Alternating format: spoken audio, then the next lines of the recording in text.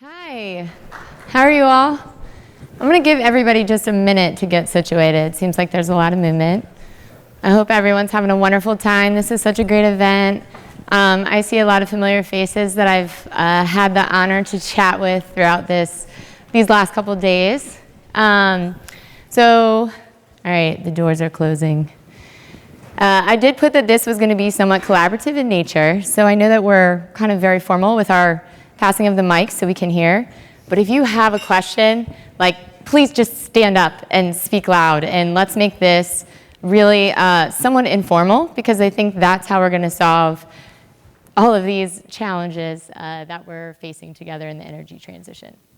Okay, so again, my name's Colleen Wallace. I'm the manager of electric transmission planning at Dominion Energy.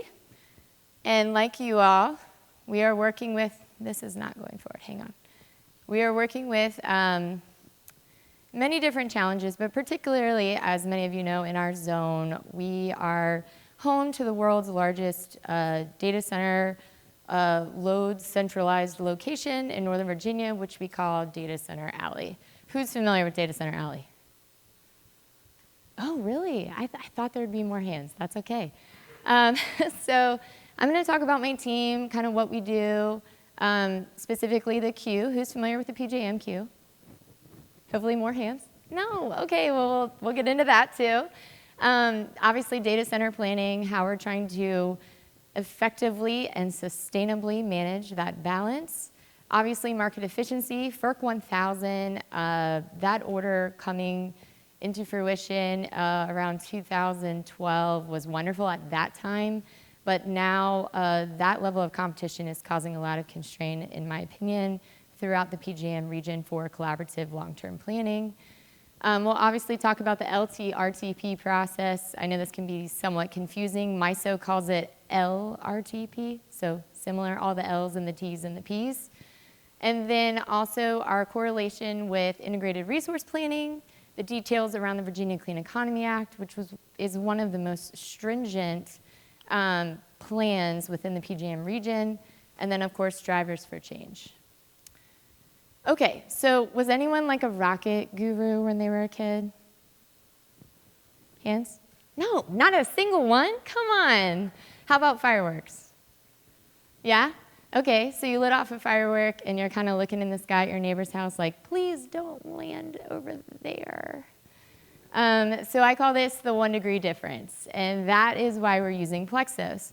So if you look at this image right here, there's obviously your divergence of trajectory from what we planned, right? So we're really trying to close that loop and come back together for the longer term. As you can imagine, in things like space and rocket science, that 1 degree can make such a drastic difference. So my team in particular, and something that I'm very passionate about, is trying to be creative in my solutions with PLEXOS and kind of see it as a true art. So in my group, like I said, what would ET do? But we obviously look at market efficiency. We do studies for CTO, CTEL, and the reliability pricing market. So there's market signals in there. Obviously, we're going to push and help and join and collaborate with PJM on the 8 and 15-year horizons for the long-term reliability planning. We obviously are involved with generation interconnection and post the reform and everything going on. I do overlap at the 5-year mark with my colleague who runs the Reliability Transmission Expansion Plan. Those are all of the reliability transmission projects that are put into PJM monthly, where needs and solutions are presented. And then we have an excessive amount of miscellaneous work that we do as well. So when you guys are thinking about long-term planning, some of the items that come up in the incumbent's mind is, am I going to have an outage? When is my nuclear station refueling? How long is that going to happen? This extreme weather, you know, all of these cases and scenarios, we kind of strategically create what we call shelf cases. And shelf cases kind of are that insight into the future. So resiliency, gosh, doesn't that word have like a bajillion different meanings? Yes? No? Yes. Okay, there we go. I like the interaction here. So resiliency, defined by IEEE, is this big long thing that I'm not going to read. But in bold, my two personal things that stand out to me the most that my team focuses on are the capacity to anticipate and being able to learn from those events. So obviously, I think that's what we're all doing, right? It's the proactive solution and the reactive solution. I think because of the pace of our energy transition, we've all had to be extremely reactive. And until we can shift to being more proactive, I think it's constantly just going to be this like hair on fire. I mean, you saw David's images this morning, hopefully during his keynote. The one with the roller coaster, I had to laugh out loud. That's definitely me, and hopefully all of us tonight.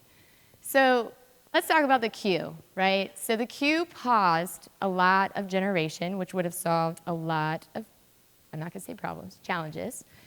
And that whole entire process with PJM is changing. So the cluster studies are a really wonderful approach. It's no longer first in line, it's first ready, first served. So some of the challenges, though, as you can see, if you're not familiar, I'll try to take a step back. In the queue, the generation developer submits the project. They have their application, they have their one lines. It goes to the RTO at PJM. They do their power flow studies, and then it comes to my team, the transmission owner. As the transmission owner is studying a cluster, so the cluster is everything in that they have all these wonderful, crazy letters that make clusters. Okay, no one must know because you're not laughing, because there's like IA1, JK2, PZ3. So in the DP1, this is decision point 1, the developer has to pay $4,000 per megawatt just to stay in the game. That's a lot of money, right? And we talk about how there's a lot of renewables at smaller scale megawatts. So do we need smaller scale megawatts and renewables? Yes. But do we want bigger megawatts and larger assets? Most definitely. So that's a big risk. And so what we're looking to do in electric transmission as we work through the queue process is develop these shelf cases so that we can better assess risk for generation. So if I have, I think Paul McGlenn this morning had spoke about the mass number of megawatts that are coming into the queue, but actually never get energized. This is a study that I found regarding interconnection processes. And you can see dating back 20 years, in 2003, all of the projects that actually got put into operation are in green. So you can see the excessive decline. So while more projects were put in the queue, less and less are actually getting energized. So what are we going to do about this, right? Like, this is a really big challenge. How are we going to plan appropriately from a regulated utility perspective when we don't necessarily know the future of capacity, right? So, generation, where are you? I need you. Amid the explosive demand, obviously, these are things from the Washington Post, not myself, not Dominion. But there's a lot of different utilities that are rethinking economic growth, trying to turn away certain load factors of delivery point requests. Obviously, there's comments around Northern Virginia needing possible SMRs, long duration storage to serve data center load. The PJM Market Monitor, again, this is their research, 58,000 megawatts of generation that could be lost within a decade. And then the big one here is if you look at where it says renewable resources, only 5.5% are being completed. So that leads to, again, lots of challenges at the utility level, but also RTO. There's equipment lead times, there's option to build incentives, and obviously financing challenges. Does anyone, are there developers here? Yes. So you all, do you typically prefer option to build, or do you like the utility to own and operate? Either way, I love to hear it. That's wonderful. Are you in PJM? Okay, even better. So these are things that obviously you and I know that we have to work together, we have to overcome. And sometimes there are limitations around how we do that. Again, a lot of it is financing, the money being put in at delivery point 1. After delivery point 1, the transmission owner will send back the cost of the upgrades to PJM for the entire cluster study. Now, historically, I'm just going to give some numbers. I'm going to give an average because I'm not, we're not going to go into specifics. But if the first DP1 cluster study says that sir, you need to spend 3 times the amount of the cost of your actual generation project just in transmission upgrades. Are you going to continue on? Not likely. Okay, okay. So that's what I assume. So how can we change that? How can we incentivize?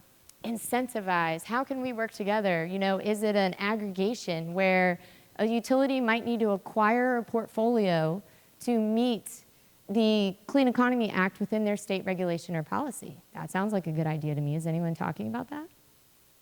Maybe, maybe not. We should. These are the things that I want to talk about.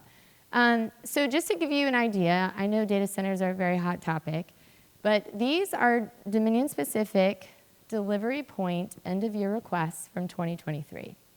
So you can see from the chart, they're relatively not sustainable, but they're the same across the board except January and March. Do you guys know that a lot of data centers, they are customers not of the utility, but of the co-op? Did anyone know that? No, okay. So when we all talk about load forecasting, someone had a great question, I'm not sure if she's in here. She had talked about, well, what if that load's not real, right? Everyone's laughing at that load. And Paul McGlynn even stated, my fear is not that that load isn't real from being an overshoot, it's that it's an undershoot. And this is exactly why. So you can see in this chart the excessive amount of delivery point requests. The blue are all data center load requests, and then the green are other commercial industrial customers. So 82% of our load growth is coming from data centers. That is an excessive amount. 10,000 megawatts requested in 1 year. Pretty crazy, huh? So that also, when I was making this presentation, it was hard. I felt like I was jumping all over the place with transitions, but that's kind of in the state we're in, right? And I think the key here, which I'll circle it up in the end, is that we really have to layer on all of these benefits to come to the solution. So one piece of this, obviously, that PLEXOS has the capability to do is LMP, locational marginal pricing, associated with market efficiency. So the market efficiency window, we're able to look at congestion within various scenarios, various shelf cases. Maybe there's a reliability project that has a 500 kV line coming across 4 states within PJM. Well, what if that project gets approved, but it's actually not feasible and it doesn't get built? Did we do studies to make sure that it does? Is PJM going to go to FERC and say this is a reliability issue? You know, these are the things, these are the creative solutions that we hope to use PLEXOS for and are kind of in the midst of figuring out very specific use cases that we can reproduce to solve these problems. So, again, anyone have questions? Let's pause for a minute. I'm talking a lot. Nothing. Come on. No? Okay. All right. So the LTRTP is part of this. This is the long-range regional reliability transmission plan. So basically, the hope is that the 8-year horizon and the 15-year horizon will help to be, again, more proactive instead of reactive. Really now in our 5-year RTEP cycle, everyone is very scrambly to be reactive, right? So in the LTRTP process and scenarios and sensitivities, I think, this was my question this morning to Prajval, if we have a repository of these sensitivities, then we can kind of delineate and better understand our risk, not from a generation-only standpoint, but a transmission as well. I think that's a key in solving these long-range problems so that when we review a developer's request, we're not rebuilding a project that we built 3 years ago, right? I think really the multi-value solution is where we find the most benefit. So one of the biggest struggles and challenges and walls that we're trying to climb up and over and through and all the ways around is our energy transition policy requirements. And specifically in Virginia, we have the Virginia Clean Economy Act. Is anyone here from Virginia? I see a couple of my lovely Dominion employees, yes. And we're all a team. They're laughing and smiling at me right now like, oh, Colleen. But the Virginia Clean Economy Act, just over 16,000 megawatts by 2035 of solar and onshore wind. As you all know, has anyone heard of the Central Virginia Offshore Wind Project? Yes, ooh, I got a little woo. So it's a huge project, 127 turbines. We have done a pilot. But again, like that is a project with a 42% capacity factor. That is, not just being driven by wanting to be an industry lead, but also by this Virginia Clean Economy Act. You can see a 5% reduction by 2025 in energy sales. The SEC will determine targets. So policy drivers, I think, are really going to shift our strategies. A lot of our IRP or ISP regulatory documents are purely driven by this now. So if you're referring to that as your like strategic document, you're going to fall short in a couple areas because you have this narrow point of view. And that is something that we really need to kind of work together to overcome. So again, how are we going to do that? I think creating incumbent models, whether you're a developer, whether you're a utility, I think that whatever data you know, whatever is important to you, like I really think that if developers could aggregate their portfolios strategically, they could be acquired to help the utilities meet goals that may not be feasible for them to meet, right? And that's something that never, ever, ever was done. We never wanted to do that. If a utility was in their space, in their LSE, they owned and operated any generation. That was the way it was. There was no question. But that is a thing of the past. So the more we can overcome that, the better. Again, I talked about the repository. I think Prajval touched on this, which sounds like it may be a future option in the cloud, where we could have a library to push and pull different scenarios and sensitivities as we see what works together and what doesn't. Now, again, I know that the work that it's going to take to get there, the amount of analysts you need, the amount of data scrubbing you have to do, it's going to be really, really tough. But I think that investment will pay excessive return in the future. Multiple cross-team functions. How many people here are focused on economics and finance?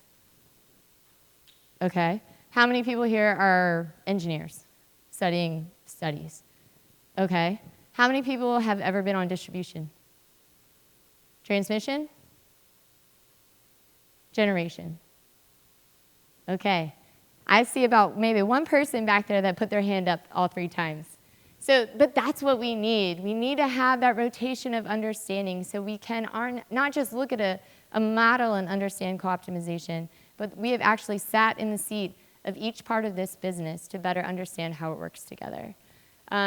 Again, retention of knowledge. Who has a hard time hiring people? I can't put enough up on that. But I think, we're all poaching from each other, right? And I'm not saying that has to stop, but if we're going to keep doing that, we have to keep the conversation going. The more collaboration between stakeholders, researchers, RTOs, utilities, developers, all of the above, even SEAMs. The ISO panel, where's Holly? Is she in here? It wasn't Holly. Someone went to hand me the microphone, and I had my question ready to go, and they were like, sorry, no time. But my question is around SEAMs. I mean, imagine, I know there are some working groups around MISO and PJM interacting more, but man, what a collaboration. And so I think adding all of these things together, training, rotational, talking more, not looking at things as the way they were always done. We can't do that anymore. And then being honest with ourselves. I think sometimes, failure is a lost art, and nobody wants to fail. Nobody wants to say they can't solve the problem.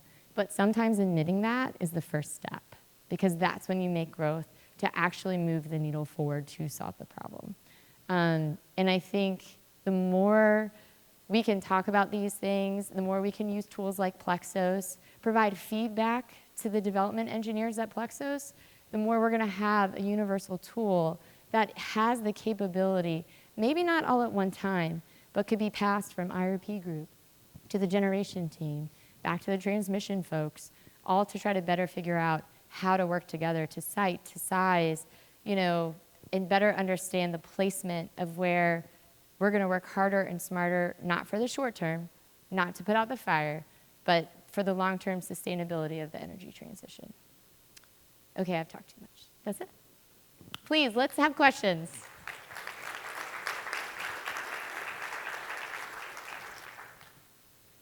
I see one right here. Yes, sir.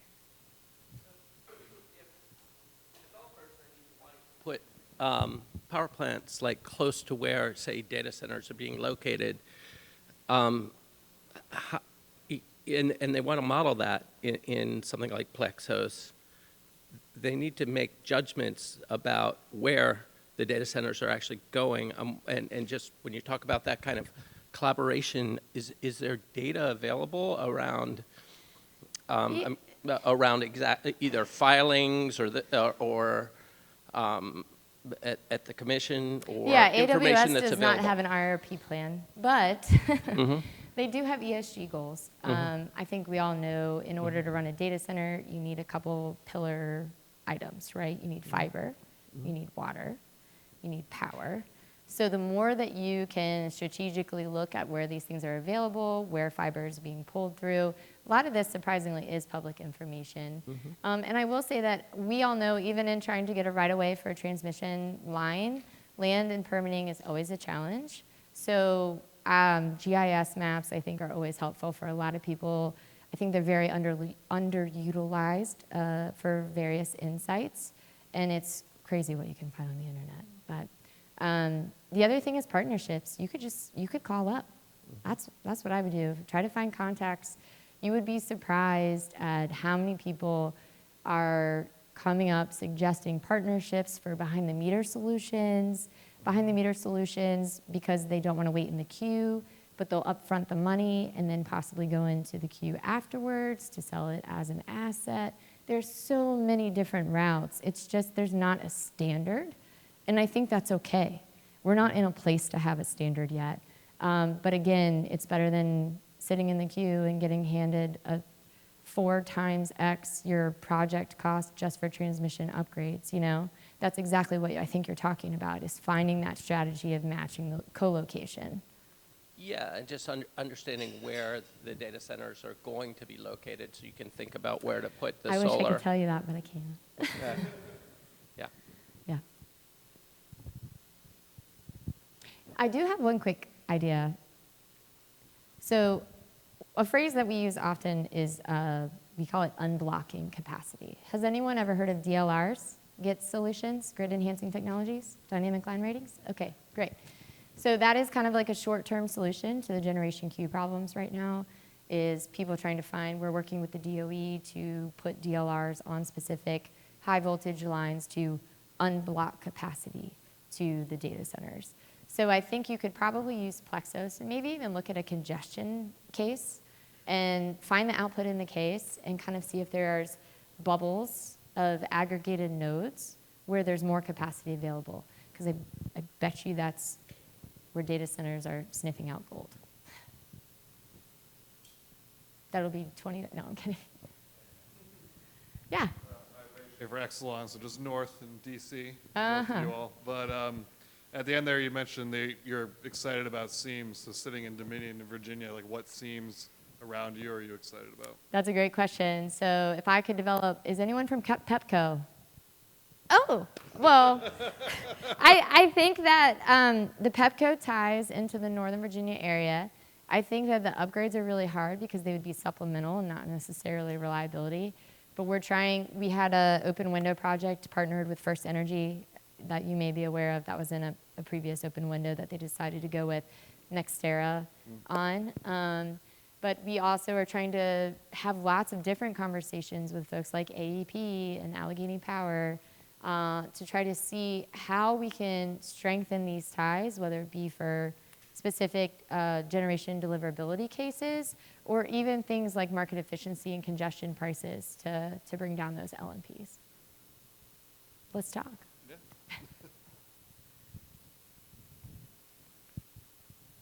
No other questions? Any concerns? Yeah. Does affordability ever come up? Like when you finish all your analysis, figure out how much it's going to cost to comply with the Clean Energy Act and everything, and you go talk to all your colleagues, like is affordability the next concern that comes up, or how do you think about affordability with all the long-term planning? Yes. So actually Dominion just revamped our mission statement to number 1, be reliable, obviously, and number 2, be affordable, and number 3, be increasingly clean. So it definitely comes up. I mean, sometimes, as you can imagine, with these delivery point requests, we may have 3 to 4 parallel 500 kV lines together, which, as you probably also know, the amount of money that costs to do that, to get permitting, to do all of these things. So we definitely, again, you must listen to our TEP calls, but when the needs are presented with the solutions, there's always a cost that is presented with each solution. So it is taken into accountability. We usually have conversations with the assigned PM before we even present to PJM at the RTEP meetings.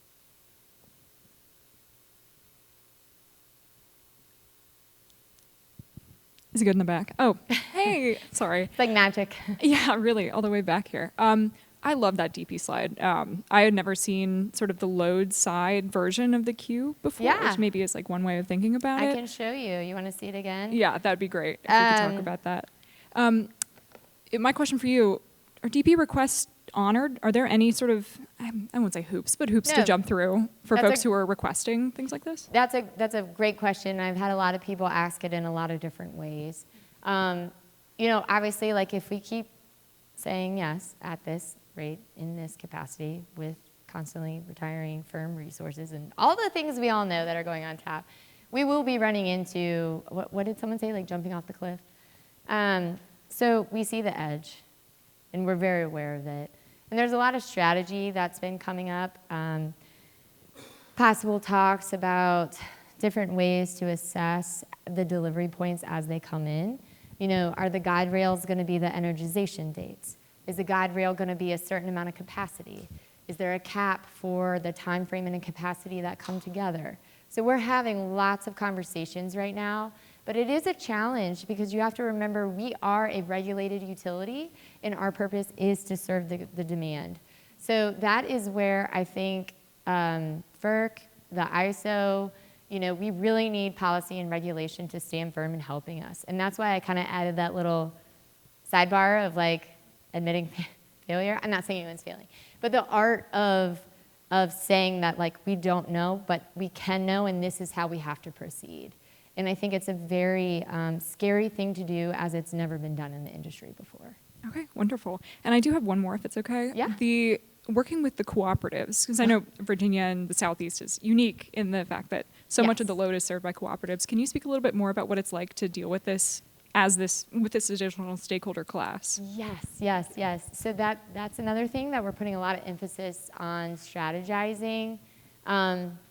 We are trying to find ways not to teach, because I'm not saying that co-ops don't know exactly what they're doing, but sometimes the way people do things, they think is the same, but it's very different. A really great thing that I know you're all probably thinking in your head, so I'm just going to say it out loud, is load forecasting, right? So there's lots of varying methodologies with load forecasts. We all do collaboratively come together to hashtag IRL, make sure that we're not, pie in the sky here. And there has been a lot of talks about holding some of our C&I customers, specifically data centers, accountable. So I'm not sure how much everyone knows about the different types of data centers. Everyone talks about AI, but there's also different data center providers that are called colos. Has anyone heard of what a colo is? Okay, so a colo is a data center that they have these things called shells, right? That's what a data center is. So they have shells, and it's a building, and it's a real estate game initially. They fill the shell with a server to provide the service. But a colo can come and request 800 megawatts, and they may only spin their meter for 250 megawatts. But it's like an apartment complex, and it's rented out. That power, that was the pillars I was talking about, the power can then be strategized to rent out. So if someone needs space, and say they're like a smaller data center that basically spins servers for a bigger guy, because that's kind of what they do, is that load ever going to spin? And so we're having conversations around that accountability. Well, if you're going to make this request and you are a colo provider, this is the bare minimum that you need your meter to spin at, or you will be fined, or whatever it is. So again, lots of different strategies, but again, the biggest threshold of challenge is that we are a regulated utility power provider. So the more co-ops are very aware. We are working with different tools, internal tools for the requests so that people can collaboratively see the request from the very start and then the history as the request progresses. I think that'll be a big difference because as we all know, things can get lost in translation when they're volleyed. So that portal of sorts, I think, will be really helpful.